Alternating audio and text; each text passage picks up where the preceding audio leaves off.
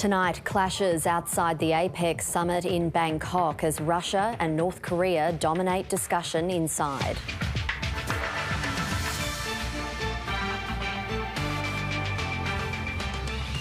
Illicit firearms and a grenade seized from an underground bunker in Perth.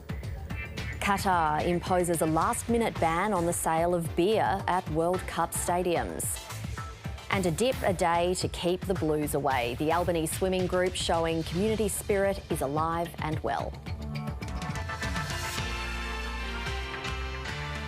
Good evening, Charlotte Hamlin with ABC News. The Prime Minister is on his way home after more than a week on the international stage. His trip dominated by discussions on Russia, North Korea and China.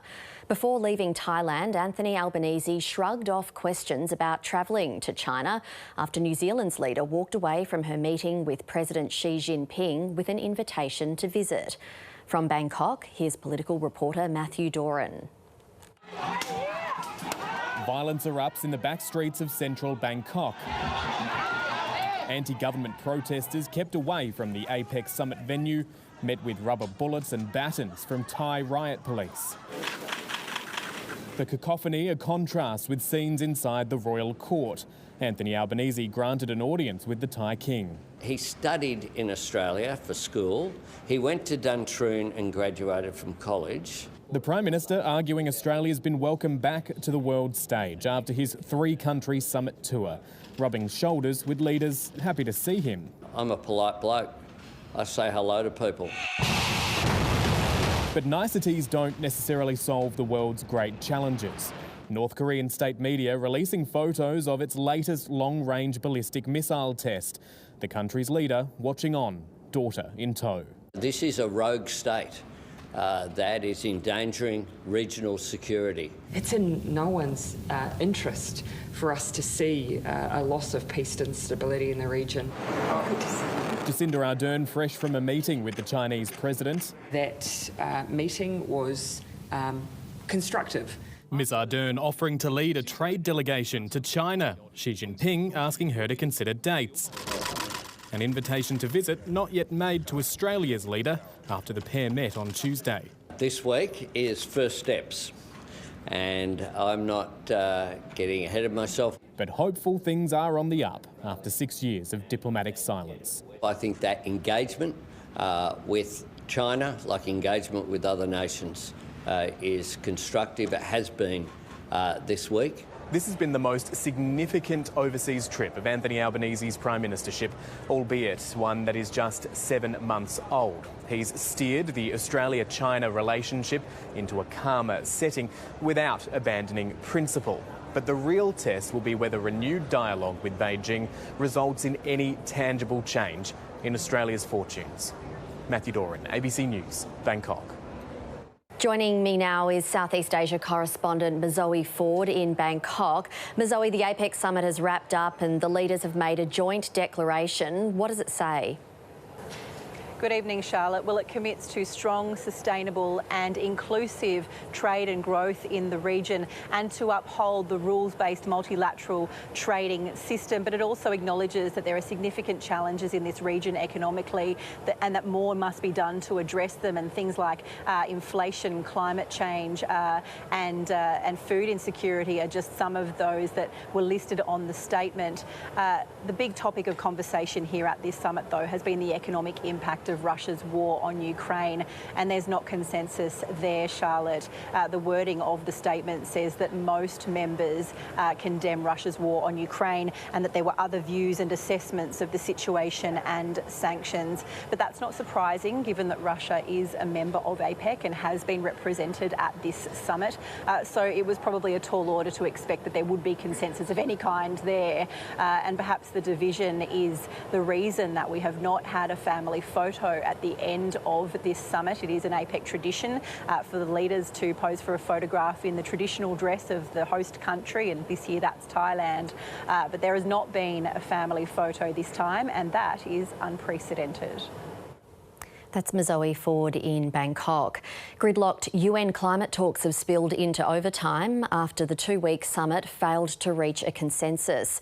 A dispute over money to compensate poor nations ravaged by climate disasters has been the main sticking point, with rich nations, including Australia, at odds over who should pay and how much.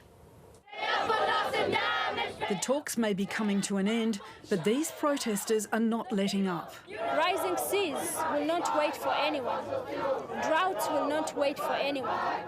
Delegates are scrambling to broker a deal, with the two-week summit pushed into overtime. Bearing the brunt of rising sea levels are countries on the front line, like the Pacific nations. Climate change is the primary economic and security challenge for our region and an existential threat to the blue Pacific continent. Pacific voices have led this debate for decades and they must be heard. No media surface, yeah? No. One of the summit's main sticking points, compensation from rich countries to mostly poorer nations already ravaged by climate-driven floods, droughts and megastorms. Vulnerability should not become a death sentence, and that's what it's slowly becoming for countries that are in the front line of climate impacts. Australia and the US were among the rich nations to reject the first proposal, which had top emitters like China and India not having to pay a cent. The latest COP27 text maintains a commitment to phase down coal power, but a wider commitment to phase down all fossil fuels has been taken out. The talks were supposed to finish on Friday, but have been pushed into the weekend. This is a matter of life and death for us, and they do not understand that, they do not see that, because they are not impacted by the climate crisis the way that we are. A voice hoping to be heard. Jenny Lavelle, ABC News. Australian Federal Police have seized a stockpile of illicit firearms from a property north of Perth. The joint investigation with WA Police and Australian Border Force found 10 unregistered firearms, including semi-automatic assault rifles and tens of thousands of bullets. Police say they were kept in an underground cellar inside modified barrels. The haul also included a military-grade smoke grenade and 6 legally registered rifles. Police are yet to reveal the address or lay charges. The seizure comes as part of Operation Athena, a national initiative targeting the use and trafficking of illicit firearms. Authorities have issued a warning about driving in floodwaters after a 45-year-old man was rescued from his submerged vehicle in crocodile-infested waters in the state's north overnight. Police say the man became stranded after trying to cross the Pentecost River about 100 kilometres east of Kununurra early last night. He'd been clinging to his camper trailer about 100 metres from shore for several hours before he was spotted by a truck driver. SES volunteers were able to retrieve the man using a flood boat, and after almost 8 hours he was brought to shore and taken to Kununurra Hospital as a precaution. Police say the man was extremely lucky emergency service volunteers were able to reach him. It wasn't far away from him, probably ending up dead if he'd fallen in that water. But the SES, can't thank them enough. Get out of bed, volunteers who go and do that type of work in the middle of the night, very appreciative, and they're a godsend around places like us. More than 1,000 Twitter staff have reportedly walked out on new boss Elon Musk after he issued an ultimatum to work long hours at high intensity or quit. Insiders say there are now so few engineers left within the company, they fear the platform could simply crash. North America correspondent Carrington Clark is at Twitter HQ in San Francisco. The great Twitter resignation captured in real time on the company's own platform as employees tweeted goodbye to their job and new boss. You knew Musk was going to cut, but now it's almost a Game of Thrones between internal and Twitter employees and Musk. Prompted by this ultimatum from boss Elon Musk, telling staff he wanted a breakthrough Twitter 2.0 to be extremely hardcore, meaning he wanted staff to commit to long hours at high intensity or leave. Around 1,200 workers reportedly chose the latter. We're all about to get fired. Adding to the Twitter casualty toll, Musk culled half of the company's 7,500 employees when he bought it last month. You've got engineers, bright people working there who can get other jobs. Elon Musk has blocked access to company buildings for most employees, but he's parked himself at headquarters and ordered staff who code to present themselves in person to show him their work so that he can better understand the technology that underpins Twitter. With key coding personnel leaving, experts say it leaves the platform vulnerable. People see the potential for just waking up one morning and going to the Twitter website and it's just gone. One of Twitter's busiest events, the FIFA World Cup, is just days away and will be the first real test of Musk's skeleton staff. I would not be shocked to see just massive outages, bugs. You can't just be a pilot on the plane with no one else behind you. And I think that's part of the problem here with Twitter. A timeline with an uncertain future. Carrington Clark, ABC News, San Francisco. There's been an 11th hour backflip from the hosts of the FIFA World Cup, with Qatar ordering an alcoholic beer ban inside all stadiums. The about-face could pose a major headache for FIFA and one of its major sponsors. National Sport reporter David Mark is in Doha. It's a backflip that's generated shock and sympathy from football fans. Just 2 days out from the World Cup tournament, Qatar officials have banned alcoholic beer from being sold at stadiums. It's left some fans unimpressed. I don't think it necessarily bodes well, given that they've had 12 years to think about these kind of things and they're changing it so last minute. And others wondering what will come next. I don't really care about the beer, but it's like, what else could change? American beer giant Budweiser has been the official World Cup tournament sponsor since 1986. 12 years after Qatar was awarded the World Cup in 2010, the local organisers, known as the Supreme Committee, finally confirmed a beer sales policy in September. Now, at 1 minute to midnight, it's all changed.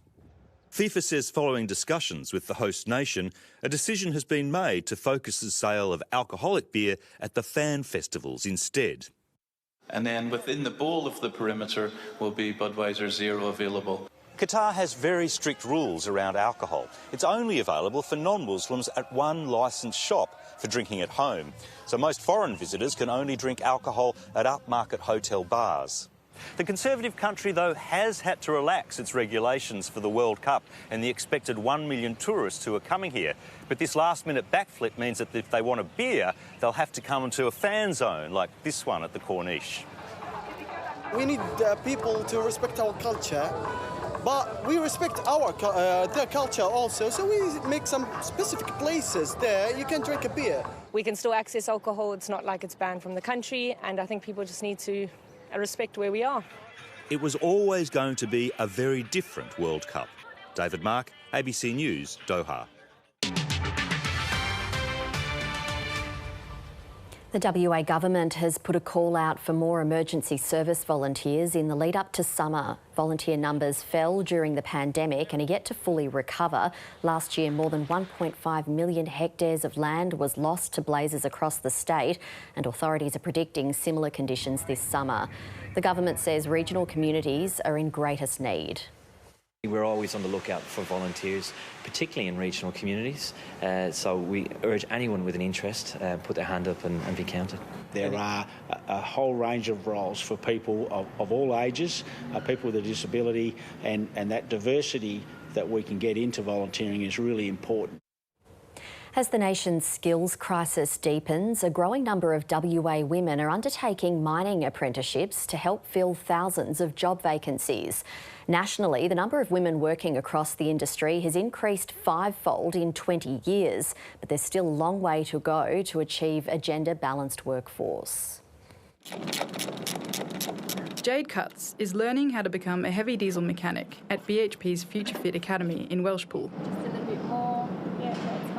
where 82% of the apprentices are female. I remember being like, wow, they're actually really pushing for women and they are actually doing what they're talking about, and yeah, it was really nice to see that big change is happening. According to the latest figures, there's been an 80% jump in the number of females undertaking apprenticeships and traineeships in mining in WA since 2019.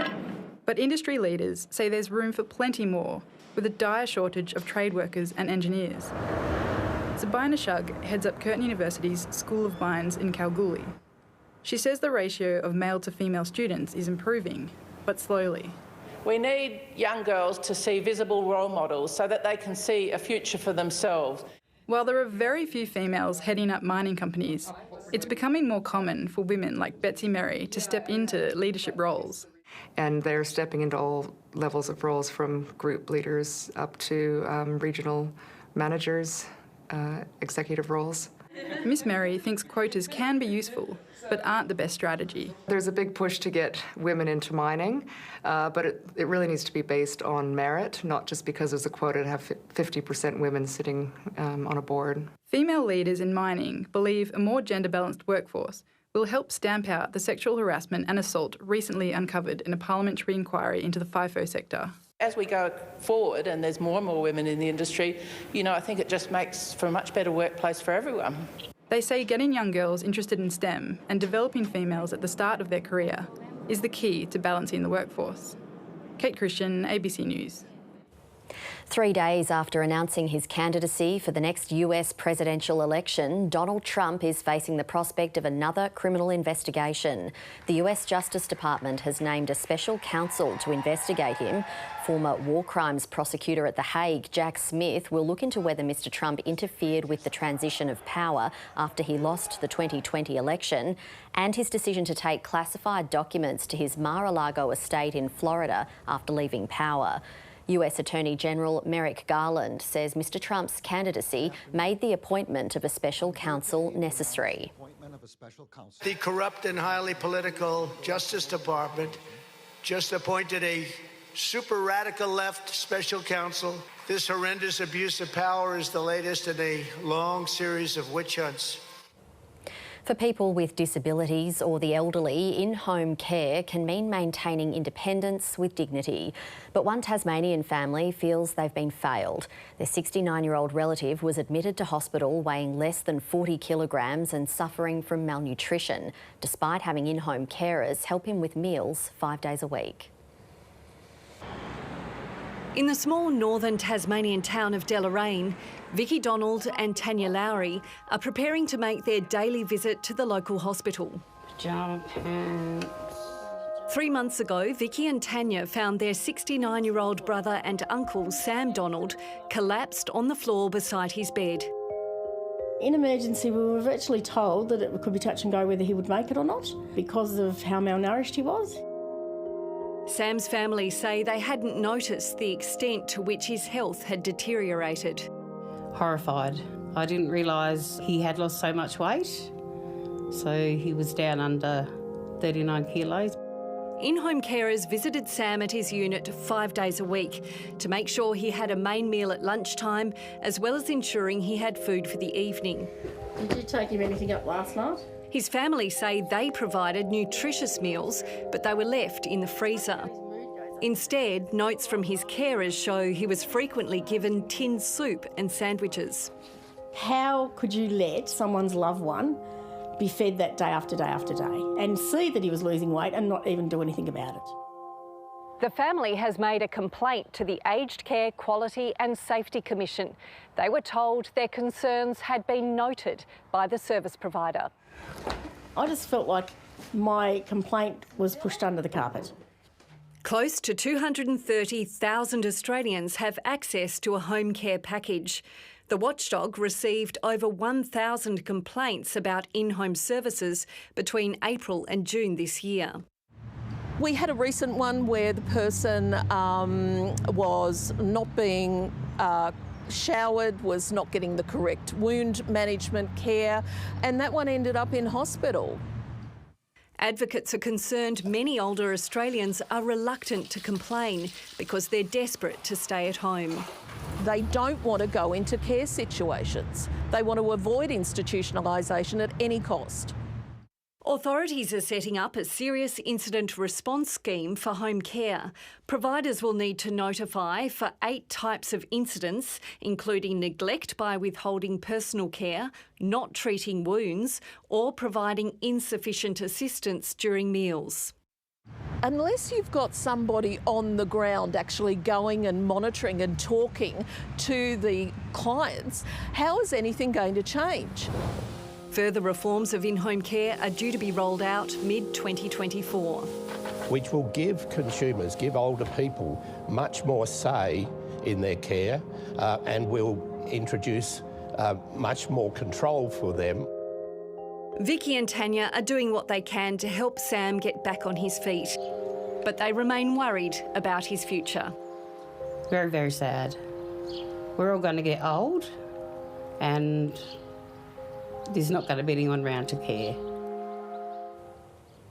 Now to a story that proves community spirit is alive and well in the regions. Failing eyesight threatened to put an end to an early morning swim ritual for a 90-year-old Albany woman, but a group of local swimming stalwarts is making sure the tradition continues. 6 days a week, year-round, June Humphreys heads to Middleton Beach for a dip. It's a ritual the Albany local has maintained for almost 50 years. I just don't feel the same if I don't do it. It really makes you feel good if you've had a swim. It just does so much for you. The 90-year-old started to lose her eyesight 20 years ago, but continues to swim with a bit of help. Because I'm legally blind, people take me in. It's all right once I get out there, but just at the shoreline it's very hard to keep steady. Her local swimming group makes sure June gets to the beach and is guided into the water. It's pretty cool when you get a chance to help June. Whoever's going into the water usually helps her in, because some days when the waves are huge, she still goes in, but we just kind of shield her and guard her a little bit.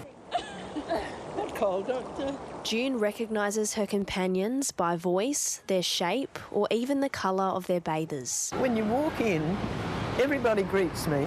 They say to me who they are. Still hope I'm swimming when I'm 90. I hope I get to 90, but I hope that I'm tough enough to do it in winter like she does as well. I think for the rest of us it makes our day, so I'm sure it makes her day. This story is not about me. This story is about this community. Wonderful. Thanks. The community down here is just amazing. Everyone's here for me and for everyone else too. Olivia Diorio, ABC News, Albany. Good on her. It's time for sport with Tom Wildey, and Australia has wrapped up its series against England. They have an unassailable 2-0 lead. Charlotte, after an excellent bowling display, guided Australia to a comfortable victory in Game 2 of the 3-game series in Sydney. Steve Smith's fine form continues, making 94 from 114 balls as the hosts posted 280 from their 50 overs at the SCG. England made a terrible start to its chase, losing Jason Roy and Darwood Milan in the opening over. James Vince and Sam Billings threatened to drag the tourists home before Adam Zampa inspired a collapse, England losing 3 for 1. Australia running out 72-run winners. The third and final game is at the MCG on Tuesday. The Perth Scorchers' WBBL title defence is hanging by a thread after losing to 7th-placed Melbourne Stars by 6 runs in regional Victoria. A well-rounded batting display, including 28 off 16 from Sophie Maloney, helped the Stars to 179 from their 20 overs. Alana King produced a stunning bit of fielding, taking a brilliant catch on the boundary to remove Bess Heath. King then smashed 26 off 9 balls with the bat, but it wasn't enough to get the Scorchers home as they slipped out of the top 4. Perth must beat the Renegades tomorrow and have either Adelaide or Hobart lose their final game to have any hope of playing finals. Celebrations are heating up in Samoan communities with the country's Rugby League World Cup debut against Australia just hours away. It's a historic game for the Pacific Island nation and has prompted a groundswell of support across Australia. For these Samoan Australians, there's no doubt who they'll be backing in tomorrow's historic final. We're excited! It's great for the culture, for the community and our people. Wearing their hearts on their sleeves and their flag on their back, support unwavering right around the country. And messages of support from celebrities. They are making history, and I could not be more proud of them. Excitement has been building for some time. A disappointing start to the country's World Cup campaign inspired messages of support from Logan. The President got back to me and said, that's exactly what we need more of it. So then we just kept sending it. Every night this week, families have gathered to celebrate in a nondescript Logan car park. We get a few mentions from the team about Brisbane and, how hardcore we are here. In Ipswich, one man and an Instagram post were the catalyst for widespread celebrations. I say I'm going to march by myself. I didn't care. I turned up there, and then the whole community just come. It's the first time a Pacific Island nation will feature in the World Cup final. It means everything to us because we love rugby, whether it's rugby union or rugby league. It's it's a sport that we grow up loving. Samoa will go in as the underdog, with Australia having won every event except one since 1972. But these fans are backing their team all the way. Win or lose, celebrations are destined to continue tomorrow. Jemima Burt, ABC News, Brisbane. In the AFLW, Brisbane's booked itself a home grand final, defeating the Adelaide Crows by 23 points on the Gold Coast. They'll play Melbourne next week after the Demons got on top of North Melbourne late to secure a spot in their second straight decider. Last season's grand finalists up against the in-form Kangaroos for a spot in next week's decider. And it was North with the opener, Talia Randall spinning away in the opening minute. But Melbourne's finals experience showed, kicking 2 in a row to lead at quarter time. Can she put them in front here? 20 out, slide angle, D's in front. That lead came at a cost. Taylor Harris off hurt with a shoulder injury. She returned with strapping in the second term, but it was North again on the board early. Emma King earning a free kick directly in front. Casey Sheriff's first of the day, keeping the D's on top at the half. Sheriff hasn't kicked a goal this season. She has now, and it's come at a great time for them. The Kangaroos dominated inside 50s in the third, but could only muster 2 behinds. Melbourne the more clinical in the final term, making the most of their chances. Up steps Kate Hall. Advantage D's. Daisy Pearce snapping another to secure the win for the Demons. Gets good traction on the football, and Melbourne are into another grand final. They'll play Brisbane in next week's decider after the minor premiers dismantled the reigning champions Adelaide. 4 goals to none in the second term set up the win, keeping the Crows goalless in the first half. Continuing to give the Crows nightmares is hotter. As the Lions booked a 4th grand final appearance in 7 seasons. The only concern an injury scare to Lions ruck Taylor Smith, who came from the field in the first term. Cameron Slessor, ABC News.